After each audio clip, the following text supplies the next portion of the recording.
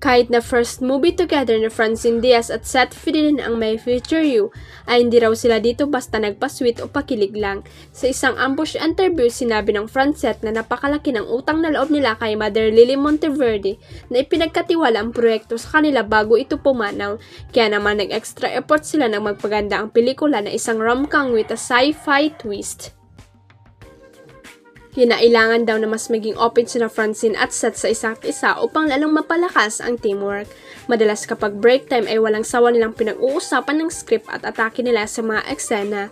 At kahit na isa lang sa kanila ang on-camera ay nakabantay ang kapareha para siya mismo ang kabatuan ng linya imbes na ipaubaya sa iba.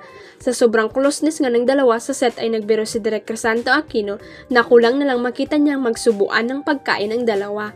Sabi, syempre na bring up muli sa usapan ang inaasahan ng fans na maging future Katniel, Catherine Bernardo at Daniel Padilla ang Francet pagdating sa kasikatan at bankability. Usap-usapan ngayon ng mga marites kung totoo ba ang kumakalat na chika na may namamagitan sa pagitan ng aktres na si Liza Soberano at Jeffrey O. Kasalukuyang kasing nasa Singapore ang aktres matapos itong maging isa sa mga speaker sa isang event.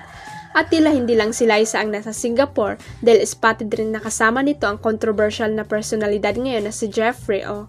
Sa Instagram stories ng Indonesian actress na si Ryan Shah ay ibinahagi nito ang kanilang short encounter ng Filipino actress. It was nice meeting you, most beautiful girl in the Philippines, in the world for sure, saad ni Ryan kay Liza. Makikita naman ang actress na nakangiti at masaya sa kanilang short encounter habang nagpapasalamat sa papuri sa kanya ng Indonesian actress.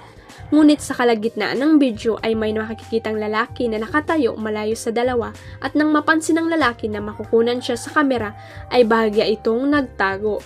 Bagamat wala pang kumpirmasyon ay hawig ng lalaki si Jeffrey O, kaya naman hindi nakapagpigil ang mga marites at ilang fans at supporters ni Liza na mag-react rito.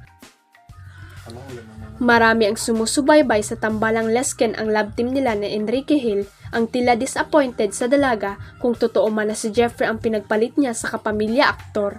Ang ilan naman ay worried kay Liza dahil sa huling naging pasabog ni James ukol sa kanyang dating partner sa negosyo.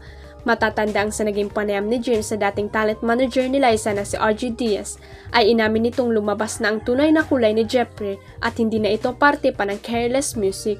Bukod pa rito may utang itong 100 million sa kanya at hanggang ngayon at hindi pa ito makontak.